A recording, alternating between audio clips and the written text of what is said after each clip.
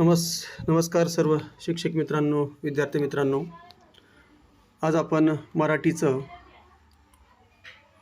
एक अत्यंत महत्त्वाच्या विषयावर, ज्यामध्ये व्याकरणाचे 3 घटक आपण एकत्र करून त्यावर आपण PYQ घेत आहोत. सुरू करूया आजची आपली PYQ.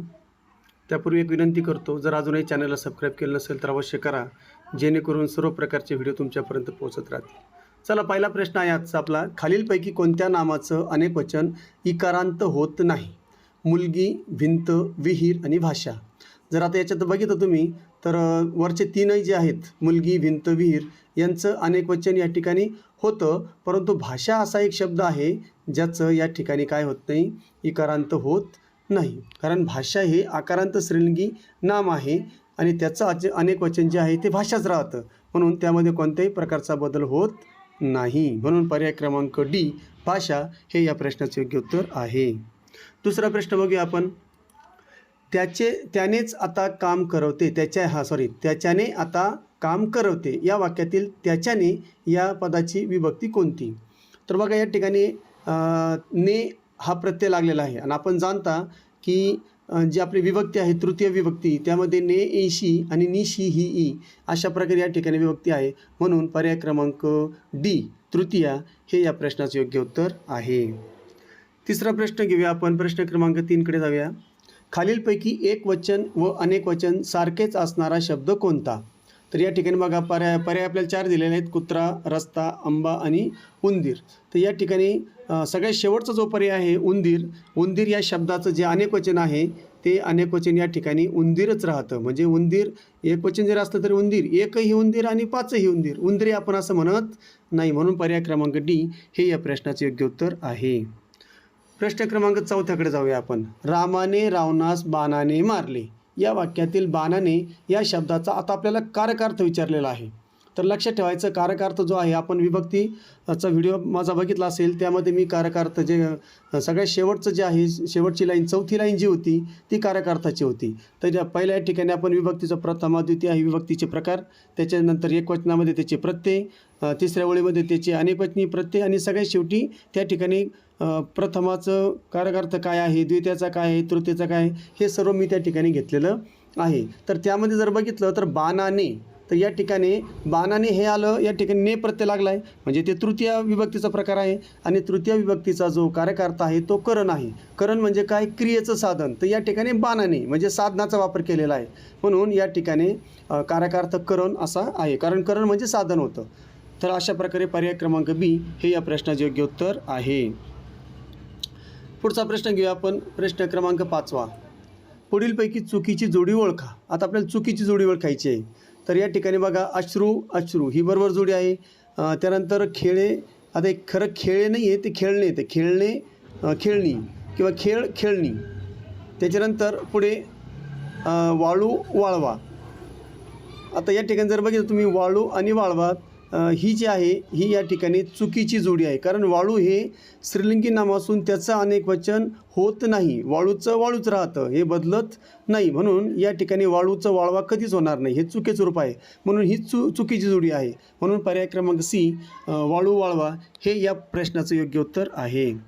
त्यानंतर प्रश्न क्रमांक 6 बघा.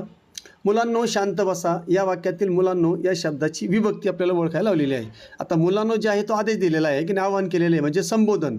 सगळ्यात शेवटचं जे विभक्तीचा आपला प्रकार आहे संबोधन, सगळ्यात शेवटी तो हा प्रकार आहे. म्हणून पर्याय क्रमांक A, संबोधन. हाक मारण्यासाठी संबोधन विभक्तीचा आपण वापर करतो. शिक्षकांनो, मुलांनो, अशा प्रकारे त्याला नो लागून प्रत्यय आलेला असतो. जेव्हा नो लागून प्रत्यय येतो, हाक मारलेली असते, तेव्हा डोळे झाकून संबोधन आपण निवडायचं आहे. पर्याय क्रमांक A, संबोधन, हे या प्रश्नाचे योग्य उत्तर होईल. 7वा प्रश्न बघूया आपण. खालीलपैकी कोणते नाम नेहमी अनेक वचनातच वापरले जाते? आता असं कोणतं नाम आहे की जे अनेक वचनात नेहमी ते अनेक वचनामध्येच वापरलं जातं, किंवा ते वापरताना ते अनेक वचनीच वापरलं जातं, एक वचनाचा वापर कुठंच होत नाही? तर मग बघूया 4 पर्याय. कांजण्या, नदी, घर, शाळा. तर यामध्ये जर बघितलं तुम्ही, नदीचं नद्या होतं, घराचं घरे होतं, शाळाचं शाळा होतं, परंतु कांजण्या मात्र आहे कारण कांजण्या हा शब्द अनेक वचनी दिसतो आपल्याला, कांजण्या. तर त्या ठिकाणी कांजणी असं कधीच म्हणत नाही. म्हणजे या ठिकाणी खालचे जर शब्द आपण बघितले तर एकवचनात आणि अनेक वचनामध्ये त्या ठिकाणी वापरताना त्याच्यात थोडाफार बदल होतो. कारण आपण जो शाळा शब्द आहे तर शाळा हे एकवचनी आहे, ते अनेकवचनी नाही.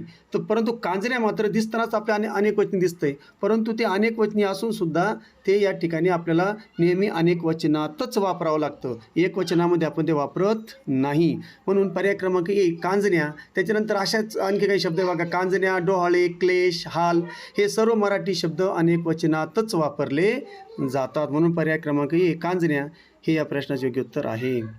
8वा प्रश्न घेऊया आपण. सूर्य ढगामागे लपला या वाक्यातील ढगामागे या शब्दातील मागे या शब्दयोगी अव्ययामुळे ढग या शब्दाची कोणती विभक्ती मानली जाते?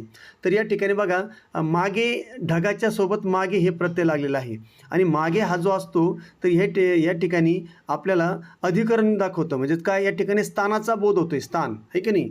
तर मागे हे शब्दयोगी अव्यय स्थळाचा बोध करून देतं, स्थानाचा बोध करून देतं, जे सप्तमी विभक्तीचं काय आहे ते काम करतं. म्हणून याला सप्तमी प्रतिरूपक असं मानलं जातं. म्हणून पर्याय क्रमांक सी सप्तमी हे या प्रश्नाचे योग्य उत्तर होईल. 9वा प्रश्न बघूया आपण. जू म्हणजे डोक्यात लिहू, लक्षात ठेवा. जू या उकारांत श्रीलंकी नामाचे अनेकवचन काय होईल? तर या ठिकाणी त्याचा योग्य जो पर्याय जवा, पर्याय क्रमांक 2. जुवा होणार नाही, जवा होईल. बघा लक्षात ठेवा, जूचे अनेकवचन जवा असे होते. त्याचा एक नियम आहे, काही उकारांत श्रीलंकी नामाचे अनेकवचन वाकारांत किंवा आकारांत बदलते. म्हणून जूचं जवा हे या ठिकाणी अनेकवचनी पर्याय आहे. म्हणून पर्याय क्रमांक बी. त्यानंतर 10वा प्रश्न बघा. चतुर्थी विभक्तीचा मुख्य कारकार्थ खालीलपैकी कोणता आहे? आता चतुर्थी म्हणलं का सहलाते सलानाते आपल्या डोळ्यासमोर येतं आणि त्या ठिकाणी द्वितीयामध्ये सुद्धा सहलाते सलानाते, पण तृतीयाचा जो कारकार्थ आहे तो करण आहे. त्या ठिकाणी काय असतं, कर्म असतं, त्याचं कारकार्थ कर्म असतं. म्हणजे सहलाते सलानाते हे जर प्रत्यय कर्माला जर लागून आला असेल तर ती द्वितीय मानायची.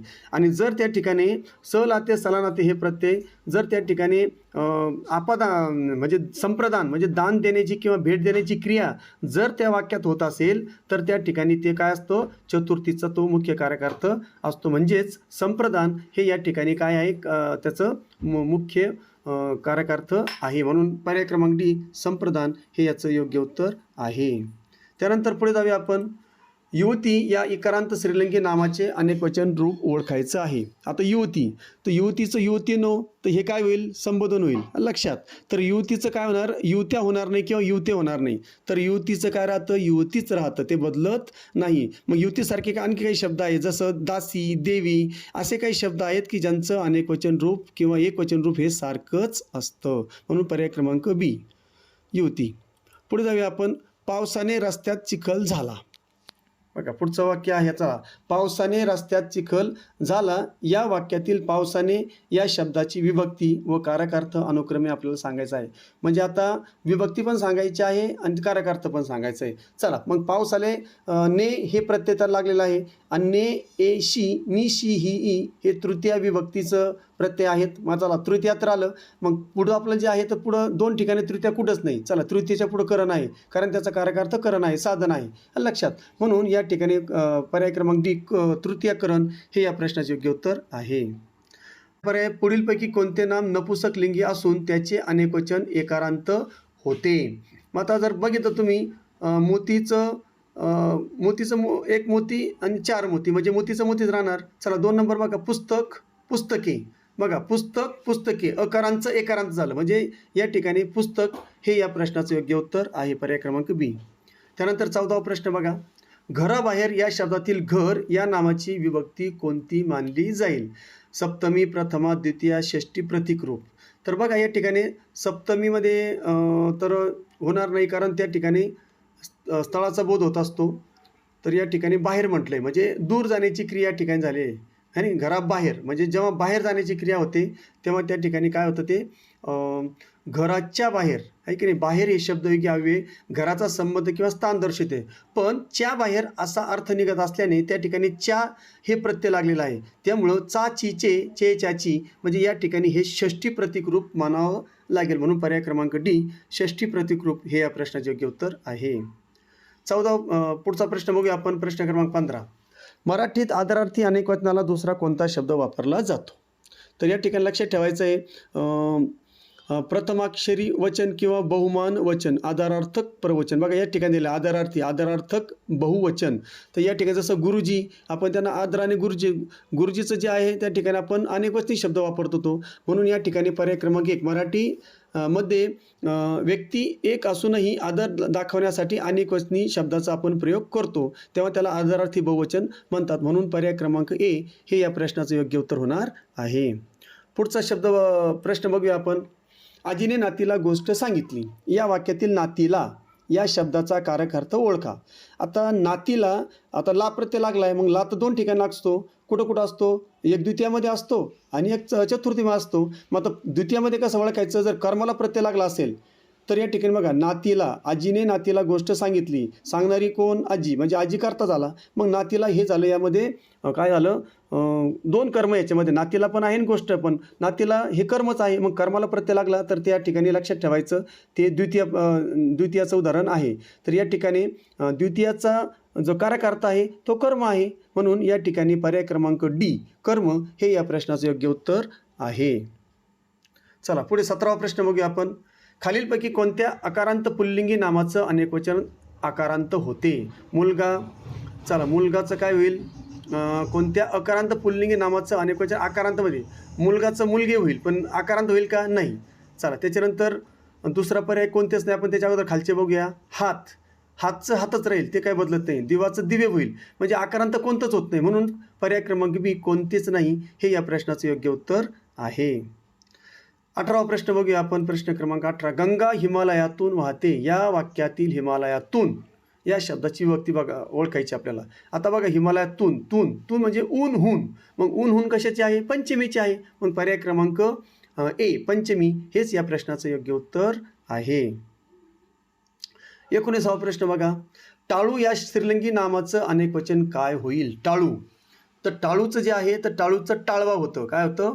टाळवा. म्हणून पर्याय क्रमांक ए, टाळवा दिलेलं बघा. पर्याय क्रमांक 1, टाळवा, हेच या प्रश्नाचं योग्य उत्तर आहे. कारण टाळू या उकारांत स्त्रीलिंगी नामाचं अनेकवचन टाळवा असं वाकारांत होत असतं. चला पुढे जाऊया प्रश्न क्रमांक 20 कडे.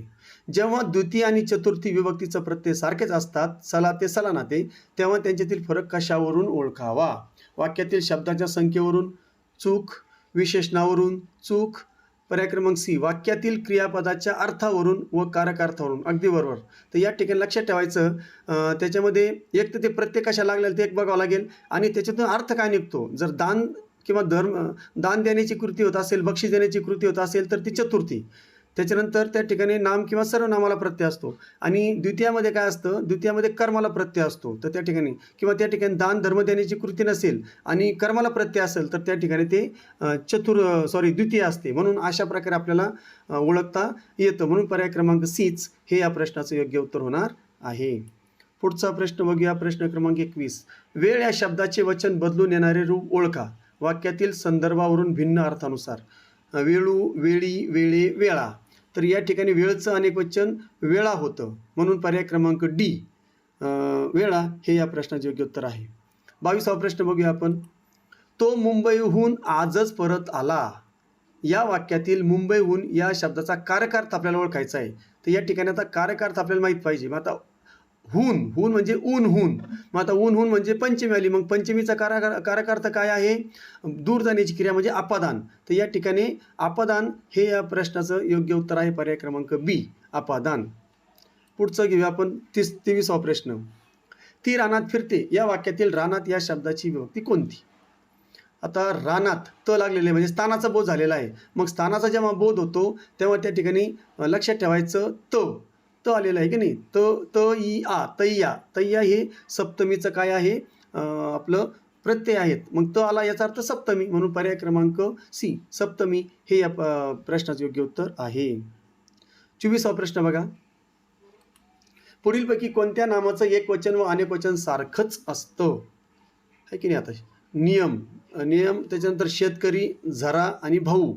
आता यामध्ये जर तुम्ही शेतकरी जर बघितलं तर शेतकरी हा शब्द आपण जेव्हा वाक्यात वापरतो तेव्हा एक शेतकरी, 5 शेतकरी, अनेक शेतकरी, म्हणजे याचा अर्थ शेतकरी या शब्दाचं जे काही वचन आहे आणि अनेक वचन दोन्ही ठिकाणी शेतकरी हा शब्द तसाच राहतो, म्हणून पर्याय क्रमांक बी शेतकरी हे या प्रश्नाचे योग्य उत्तर आहे. 25वा प्रश्न बघा. मी ईश्वरास प्रार्थिले या वाक्यातील ईश्वरास या शब्दाची विभक्ती ओळखा. स लाते, सला नाते. आता चतुर्थी की द्वितीया हे महत्त्वाचं आहे. तर या ठिकाणी ईश्वरास म्हणजे ईश्वरास हे काय झालं, कर्म झालं. काय झालं, कर्म. आता कर्माला प्रत्यय लागलेला आहे. आणि दुसरी गोष्ट, या ठिकाणी कोणत्याही प्रकारे बक्षीस किंवा दान देण्याची कृती नाही, म्हणून पर्याय क्रमांक ए द्वितीया हे या प्रश्नाचं योग्य उत्तर होणार आहे. त्यानंतर 26वा प्रश्न बघा. खालीलपैकी अशुद्ध अनेकवचनी रूप असलेला पर्याय ओळखा. पेरू पेरू अगदी बरोबर. जळू जळवा हे पण बरोबर. मिरची मिरच्या हे पण बरोबर. मग सगळ्यात शेवटचं भिंत भिंती पाहिजे, भिंता नाही, म्हणून या ठिकाणी पर्याय क्रमांक डी हे चुकीचा पर्याय आहे. मग अशुद्ध शब्द आहे, पण हे या प्रश्नाचे हे योग्य उत्तर आहे. पर्याय क्रमांक डी भिंत भिंता. 27वा प्रश्न बघूया. षष्ठी विभक्तीचा मुख्य कारक कोणता असतो? षष्ठी. आता षष्ठी म्हणजे काय? चा ची चे आणि चेच्या ची. तर या ठिकाणी षष्ठीमध्ये काय असतो, तर विभक्तीचा क्रियापदाशी थेट संबंध नसतो, आहे की नाही. ती नामाशी संबंध जोडण्याचा प्रयत्न करते, म्हणजे संबंध मुख्य काय असतं, संबंध दर्शविते, म्हणून तिला मुख्य कार्यकर्ता मानला जात नाही. केवळ संबंध हा उपपदार्थ मानला जातो, म्हणून या ठिकाणी षष्ठीमध्ये संबंध दाखवलेला असतो, म्हणून पर्याय क्रमांक ए या विभक्तीला मुख्य कार्यकर्ता नसून ती केवळ संबंध दर्शविते. पर्याय क्रमांक ए खालचे पर्याय बघण्याची गरज नाही. पर्याय क्रमांक ए हेच या प्रश्नाचे उत्तर आहे. चला 28वा प्रश्न बघूया. नपुसकलिंगी इकारांत नामाचे अनेकवचन कसे होते? उदाहरणार्थ पाणी, लोणी यासारखे शब्द अपवाद वगळता सामान्य नामाच्या बाबतीत. तर नपुसकलिंगी जे शब्द असतात इकारांत, त्यांचे कसे होतात? उदाहरणार्थ बघा आता. तर या ठिकाणी अकारांत होते का, याकारांत होते का, उकारांत होते का, आणि सगळ्यात शेवटी डी इकारांतच राहते किंवा बदलत नाही, विशेषतः पदार्थवाचक नामे.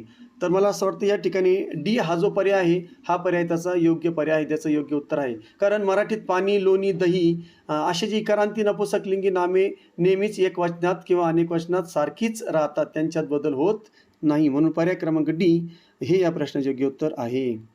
29वा प्रश्न बघूया आपण.